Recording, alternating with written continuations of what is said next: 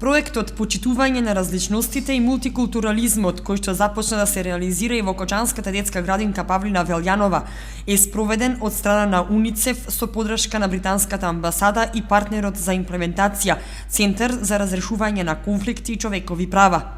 Детската градинка Павлина Велјанова е вклучена во пилот програмата за реализација на проектот, заедно со уште 10 градинки од градовите од Републикава. Целта на проектот значи да се разбијат стереотипите кои што постојат кај децата, како по однос на националностите, така и по родова припадност, по припадност на одредени професии.